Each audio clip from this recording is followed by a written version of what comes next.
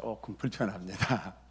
그럼에도 불구하고 대학병원에 가서 진료받고 있는데 이분의과 교수님이 많이 좋아졌죠. 제가 뭐라고 했겠어요? 엄청 좋아졌어요. 그랬어요. 그 다음에 이게 얼마나 갑니까? 그러니까 최소 한 달 간대요. 좀 많이 아파봤지만 이 목 때문에 이렇게 힘든 것은 또 이분이 처음인 것 같아요. 여러분 기도해 주시기 바랍니다. 지난주 오후에 우리 권사님들이 모처럼 코로나 환경 때문에 산상 기도를 오랜 동안 못했습니다. 같이 기도하러 갔는데 한 80명 정도 방학동에 있는 소소문교회 수양관에서 기도회를 했습니다. 기도원이 아담해요. 수양관이. 우리가 기도한 것은 세 가지였는데 코로나19 이후에 아직도 예배를 드리지 못하는 사람들이 있어요. 물론 이제 영상 유튜브 예배를 드리는 사람도 있죠. 보면은 그들을 위해서 기도하고, 그 다음에 이제 조금 전에 우리 장로님 기도했는데 리더십 교체 기간입니다. 이게 참 중요한 것 같아요. 보면은요, 이 기간이 참 평화롭고 부흥의 제도약도 되지만은 대부분 또 교회 어려움도 생기고, 그런 리더십 교체 기간에 또 사탄이 공격하기도 하고 참 그런 경우가 많습니다. 그래서 기도하고 2023년도 11월 5일 전체 출석주일이 이제 얼마 앞에 다가왔죠. 눈앞에 왔습니다. 그래서 기도를 했습니다. 엄청 은혜를 많이 받았어요. 그래서 준비한 영상이 있는데 한번 보시면서 우리도 함께 기도했으면 좋겠다, 그런 생각이 들어요. 여러분 영상 한번 보실까요?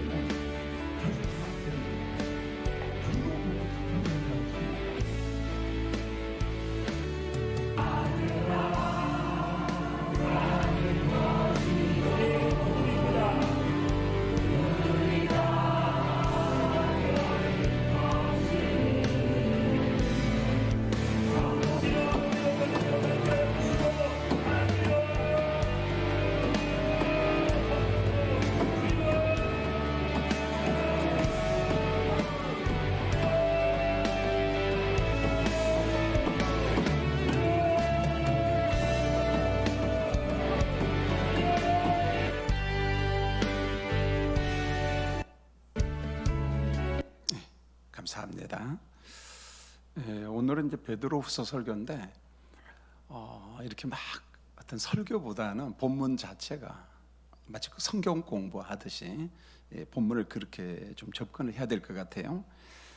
지난주에 우리가 본 베드로 전서는 교회가 받는 환난, 불과 같은 환난이었습니다. 불시험, 감당할 수 없는 초대교회 어려움이었죠 보면은. 그런데 오늘 베드로후서는 이 사탄의 도구인 이단들이 끊임없이 교회를 공격합니다. 그래서 이 거짓 교사들이, 이단들이 소아시아 교회를 유혹하고 있는데 이단들의 정체를 오늘 베드로가 정확하게 밝혀주고 있습니다. 자, 그러면서 베드로후서 1장 1절을 보면 독자들에 대한 이 사도 베드로의 편지가 있는데 편지 내용을 보면은요 참 큰 은혜가 돼요. 보면 여러분 1장 1절을 한번 잘 보세요. 하나님의 은혜를 힘입어, 그 다음에 동일하게 보배로운 믿음을 함께 받은 자들에게 편지한다 그랬어요. 여러분 문장 내용을 뚝뚝 끊어서 한번 읽어보시면은 하나님의 은혜를 힘입어 동일하게 보배로운 믿음을 함께 받은 자들에게 편지한다, 이렇게 말했어요. 여러분 사람들이 의롭다고 여김 받는 것은 전적으로 하나님의 주권적인 은혜다, 우리가 너무 잘 알잖아요. 자, 그런데 하나님의 은혜 가운데 뭐가 포함되어 있느냐면 보배로운 믿음이 포함되어 있다는 거예요. 하나님이 우리에게 은혜를 주실 때 구원의 은혜뿐만 아니라 이 보배로운 믿음까지도 하나님께서 우리에게 선물로 주신다, 이렇게 말했어요. 자, 이때 믿음을 일컬어서 차별이 없는 동일한 보배로운 믿음 이렇게 말합니다. 동일한 보배로운 믿음. 이게 무슨 말인가 하냐면 마치 이런 논리입니다. 자, 노아가 하나님을 믿음으로 구원받았죠. 의롭다 여김을 받았습니다. 아브라함도 마찬가지잖아요. 믿음으로 의롭다 여김을 받았어요. 사도 바울도 믿음으로 의롭다 여김을 받았습니다. 자, 그렇다면은 아브라함이나 노아나 사도 바울이 가진 그 믿음이 동일한 믿음이 누구에게도 있다는 말이에요? 우리에게도 있다는 말입니다. 자, 믿음의 조상들이기 때문에 믿음이 유별나다 특별하다 그런 말이 아니고 그들과 우리가 동일하게 보배로운 믿음을 누구로부터 받았다? 하나님의 은혜로 받았다. 오늘 1절에서 그 이야기를 하고 있는 겁니다. 동일한 보배로운 믿음. 여러분, 성경을 읽다가 보면은 믿음을 어떻게 설명하냐, 마치 금과 같이 설명합니다. 금과 같은 믿음, 굉장히 귀한 거다 그런 말이죠. 자, 보배로운 믿음을 설명하는 이 베드로가 뭐라고 이야기하냐면 베드로서 1장 4절에서 이렇게 요구를 합니다. 여러분, 1장 4절을 같이 한번 읽겠습니다. 시작.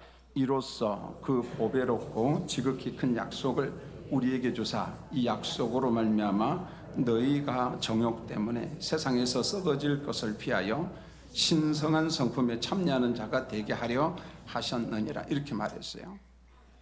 썩어질 세상의 정욕을 피하라. 보배로운 믿음을 받은, 은혜 가운데 이 믿음을 선물로 받은 베드로 사도가 소아시아 교인들에게 썩어질 세상의 정욕을 피하라 이렇게 말합니다. 이 피하라는 말은 굉장히 역동적인 말이에요.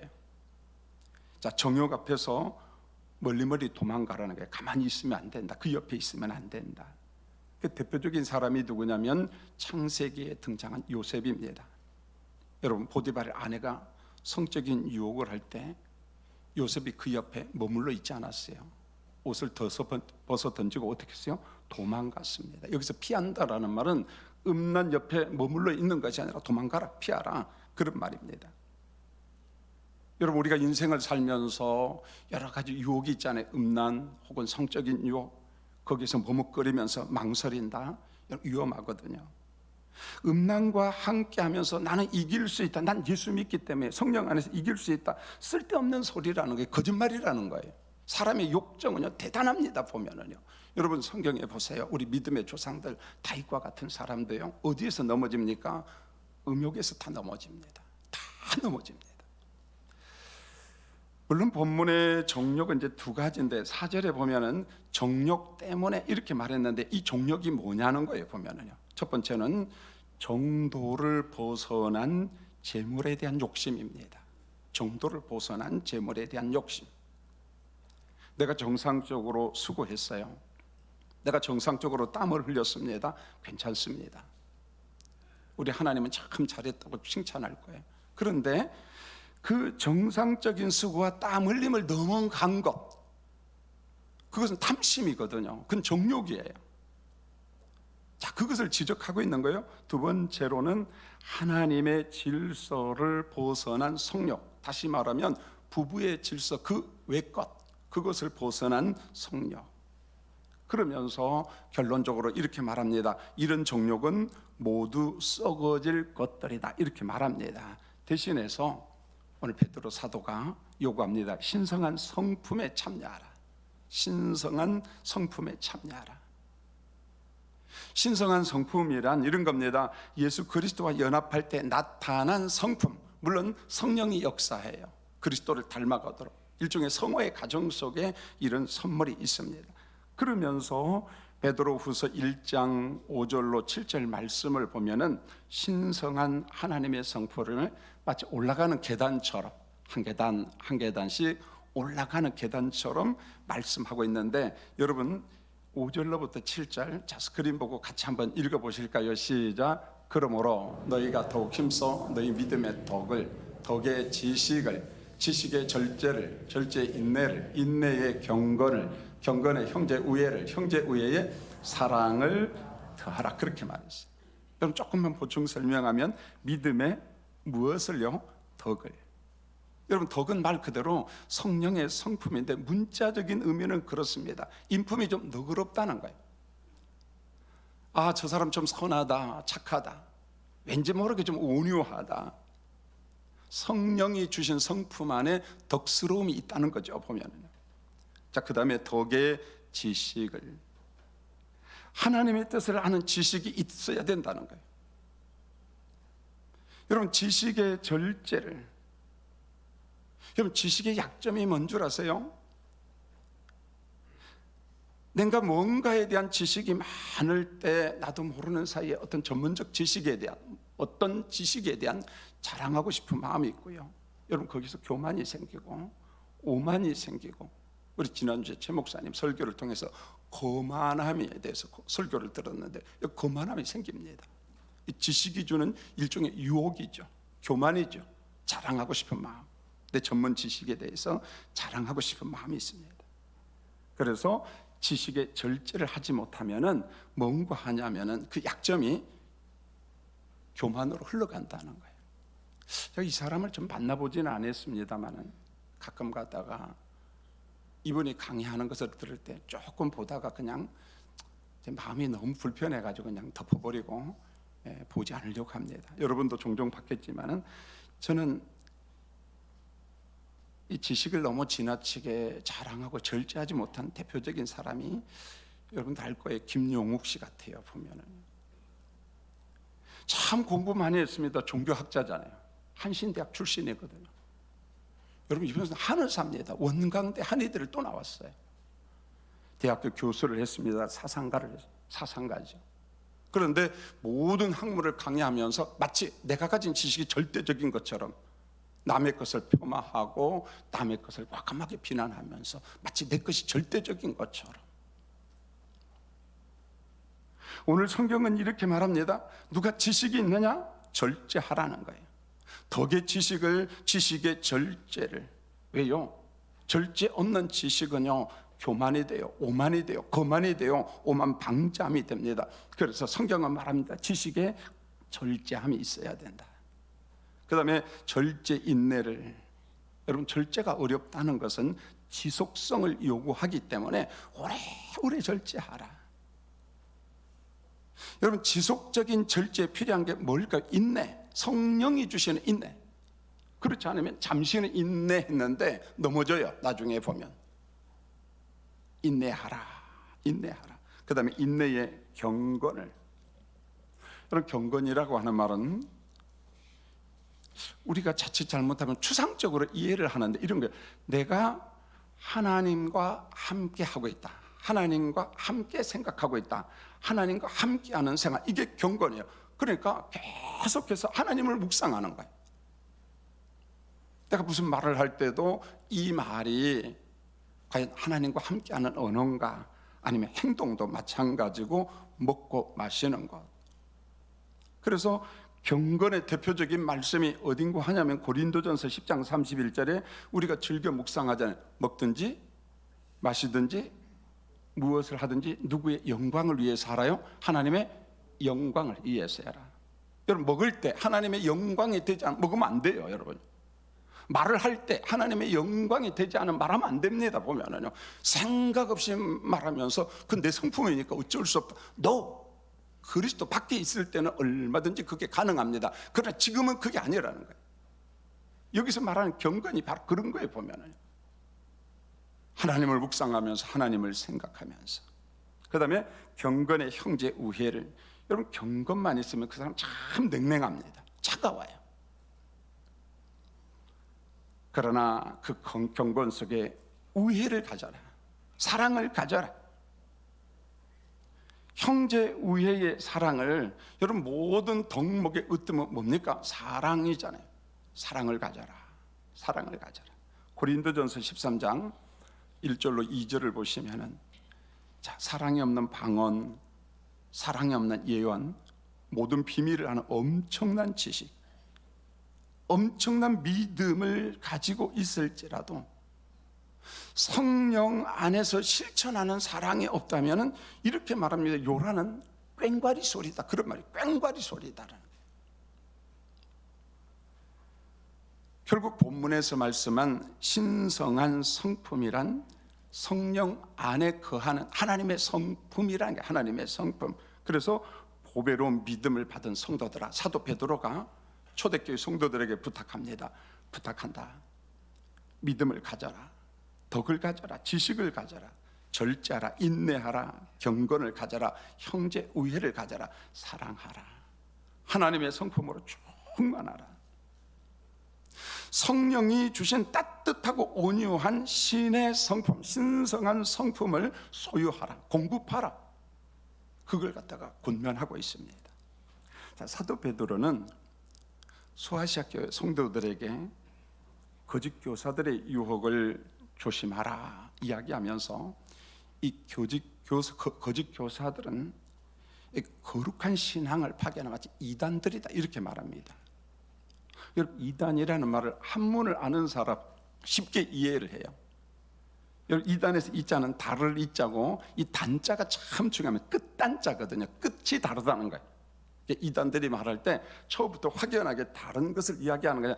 끝부분이 살짝 다르다는 거예요. 이게 이단이라는 거예요. 이단. 여러분, 거짓 교사들의 특징이 있습니다. 성경적 신앙의 원칙을 부정합니다. 원칙을 자꾸 부정해요. 그 다음에 성경 말씀에 자꾸 의문을 품도록 유혹을 하죠. 보면 의심이 가도록 유혹을 한다는 거예요. 그 다음에 거짓 교사들은 자신의 야망을 위해서 자기 왕국을 건설해요. 보면은요, 자, 기독교 역사를 보면, 이단사를 보면은 그렇습니다. 자신의 어떤 야망을 위해서 자기 왕국을 건설을 합니다. 그리고 끝내는 자기가 교주가 돼요. 보면은.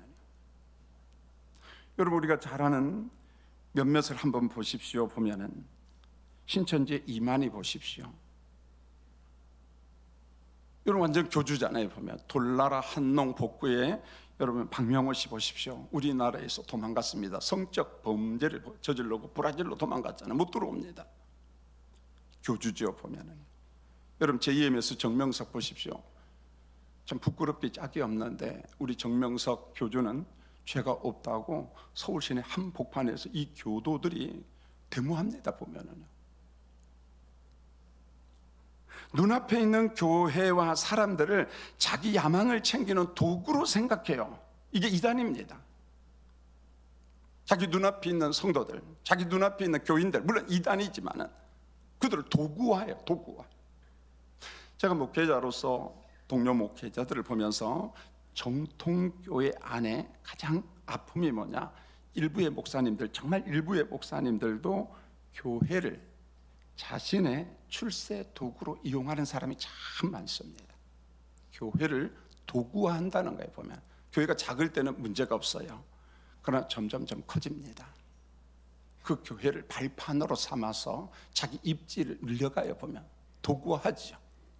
여러분, 어떤 기도합니까? 저는 후임 목사를 위해서 아주 세밀하게 기도합니다.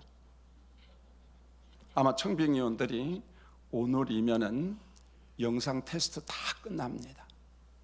이제 거기서 10배수가 줄여지면은 다른데로 또 조회가 또 들어갑니다. 쉽지 않지요. 그리고는 모든 교인들에게 선택권을 다 넘깁니다. 지금까지는 기초 작업을 한 거예요. 청빙위원이 뽑은 것도 아니고 담임 목사님 내가 뽑은 것도 아니고 그저 기초 작업한 겁니다. 이제 나머지 부분은 여러분의 몫이에요. 여러분 기도해 주세요.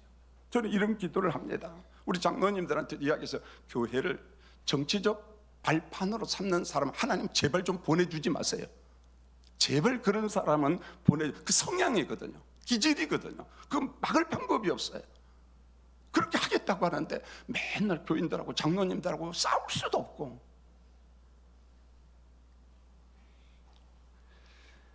자, 베드로 사도는 거짓 교사들의 정체를 말씀하는데 베드로 후서 2장 1절을 잘 보십시오. 지금 백성들 가운데 거짓 선지자들이 있다는 거예요. 하나님과 전혀 상관이 없는 거짓 평안을 외치는 가짜들이 지금 백성들 안에 있다는 거예요. 두 번째로 보세요. 지금도 거짓 교사들이 있다. 우리 한국도 마찬가지잖아요. 한국 교회 상황을 보세요. 거짓 교사들이요, 사라진 적이 없습니다.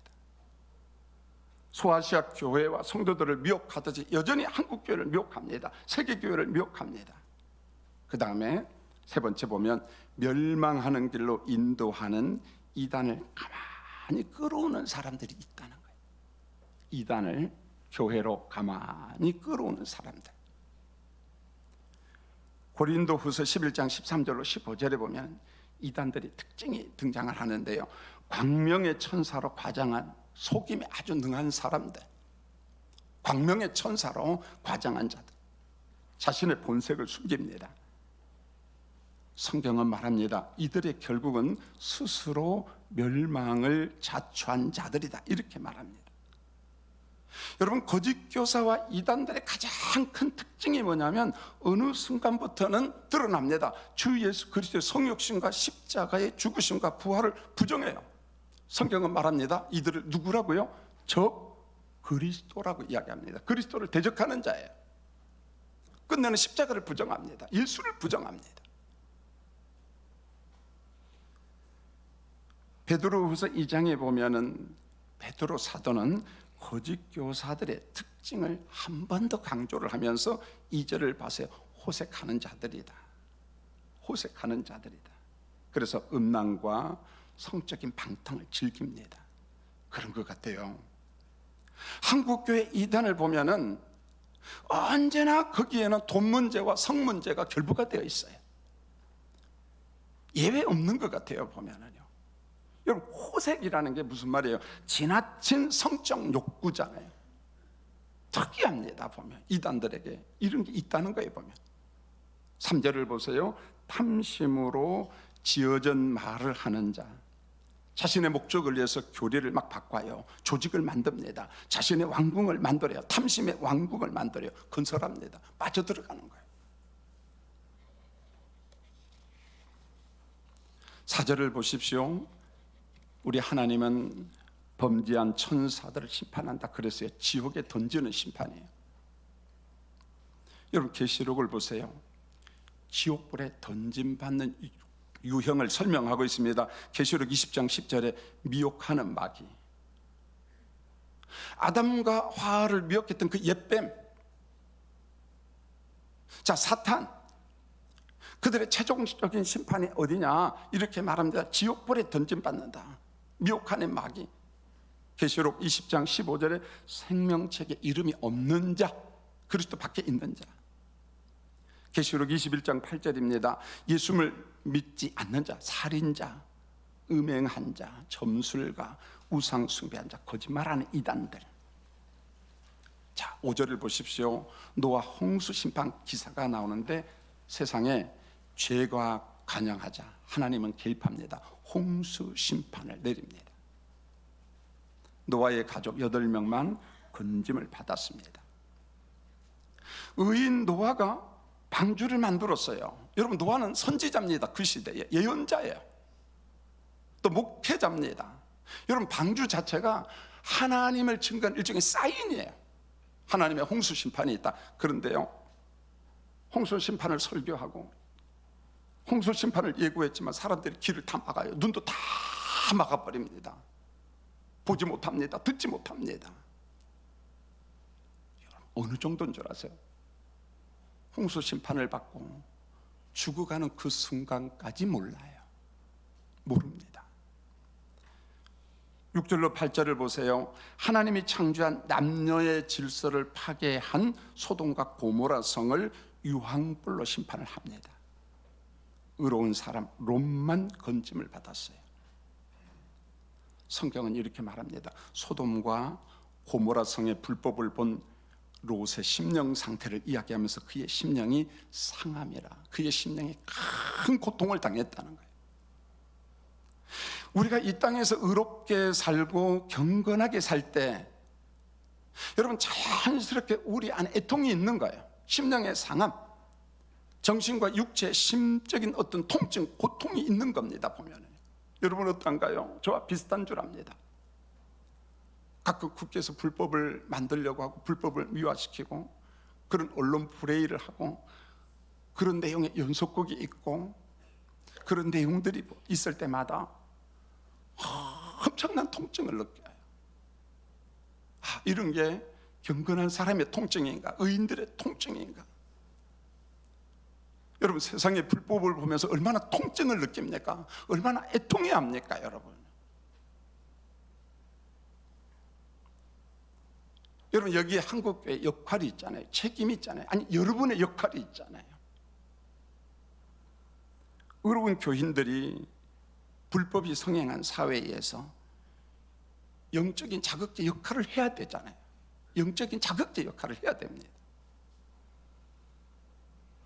세상에는 죄만 있는 것이 아니야.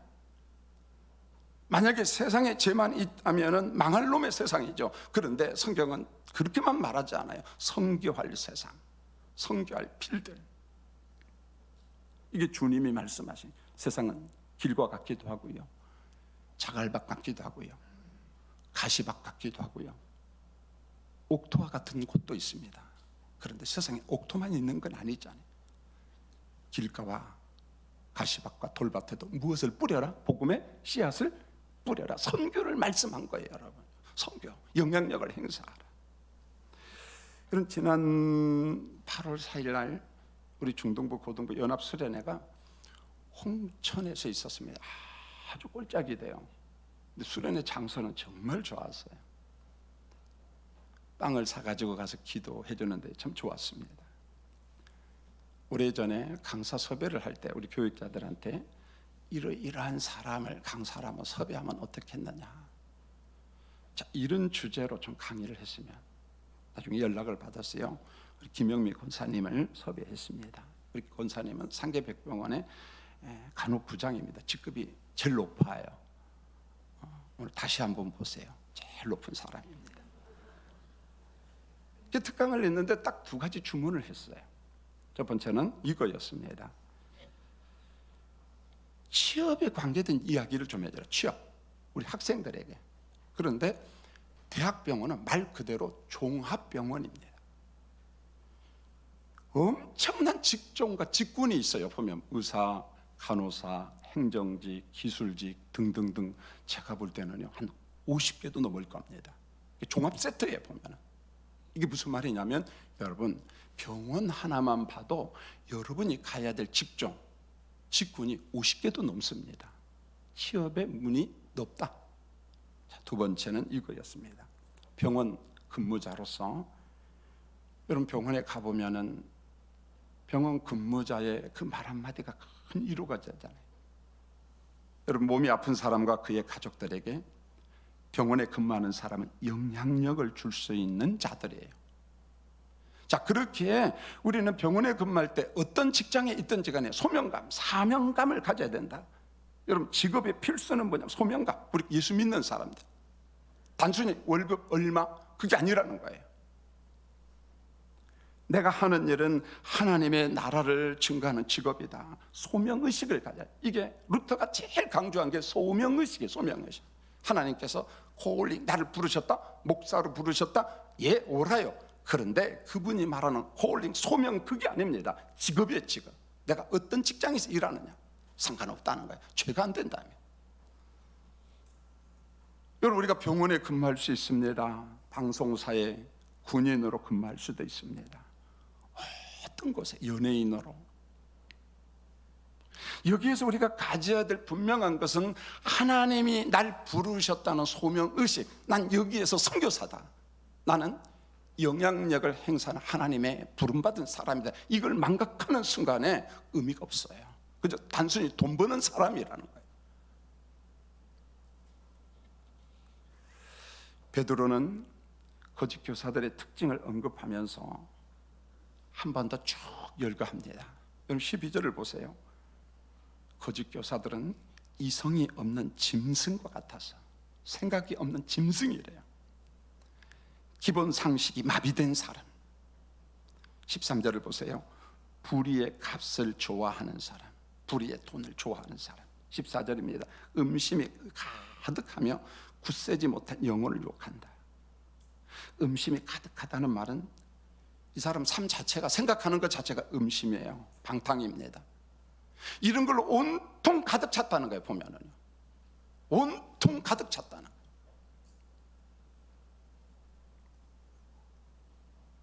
15절로 16절입니다. 거짓 교사들은 유브라데 강 주변에 살고 있는 마치 무당, 점쟁이, 발람과 같은 자다. 발람이 누굽니까? 유명한 점쟁이에요. 무당입니다. 돈만 많이 준다면, 복채만 많이 준다면 어디든지 갑니다. 보면은 하나님 밖에 있는 사람이니까 돈밖에 모르죠. 보면은 돈이 최고죠. 거짓 교사는 발람과 같은 자다.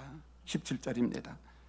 거짓 교사는 물 없는 샘 같은 자, 광풍에 밀려가는 안개 같은 자. 자, 성도님들, 목마를 때 한번 생각해 보세요. 목이 말라서 샘물을 찾았는데 막상 가서 보니까 뭐가 없어요? 물이 없어요. 아침에 이슬이 맺혔습니다. 안개가 꼈습니다. 그럼 이슬이 있어야 되잖아요.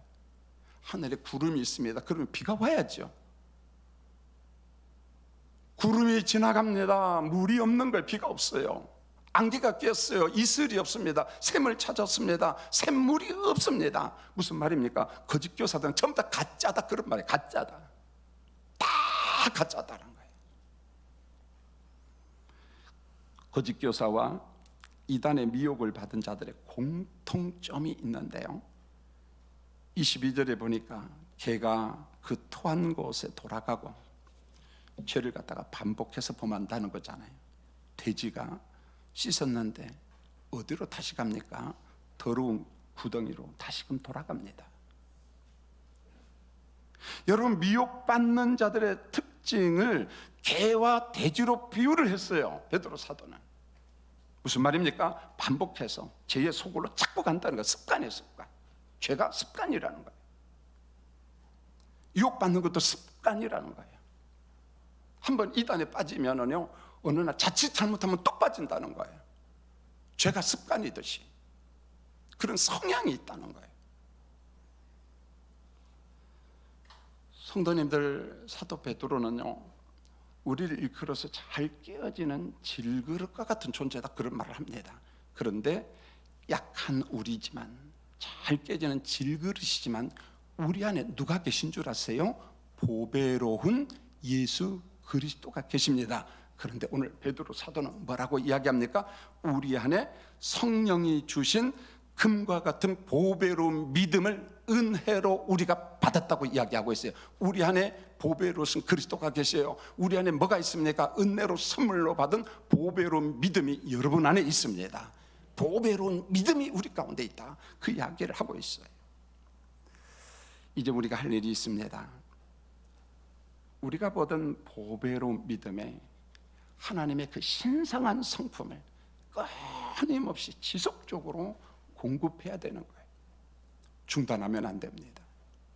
난 이 정도면 됐다, 난 이 정도 은혜면 됐다, 난 이 정도의 사람이 아니요. 신성한 성품인 베드로 후서 1장 5절로 7절, 이 은혜, 이 신성한 성품을 하나님 오늘도 내일도 내게 공급해 주세요. 내게 공급해 주세요. 끊임없이 기도하기를 원합니다. 끝으로 5절로부터 7절 다시 한번 1장 5절로 7절 우리 읽고 말씀을 맺으려고 합니다. 시작. 그러므로 너희가 더욱 힘써 너희 믿음의 덕의 지식을, 지식의 절제의 인내를, 인내의 경건을, 경건의 형제 우애를, 형제 우애의 사랑을 더하라. 할렐루야. 기도하겠습니다. 하나님 우리 아버지, 베드로전서 말씀은 초대교회 성도들이 불같은 시험을 받았어요. 환난이었어요. 죽어나가는 사람도 있었습니다. 참 고통스러운 순간이었어요. 그 정도에서 끝난 것이 아니라 숱한 이단들과 거짓 교사들이 교회를 공격했어요. 교인들이 감당할 수 없어서 넘어졌습니다. 이와 같은 환경이지만은 사랑하는 초대교회 성도들아, 신성한 주님의 성품을 가져라, 주님의 성품을 가져라, 이렇게 이야기합니다. 오늘 예수 믿는 성도님들, 예수님의 성품, 하나님 우리 아버지의 성품을 끊임없이 공급받을 수 있도록 은총을 베풀어 주시옵소서. 예수님의 이름으로 기도합니다. 아멘.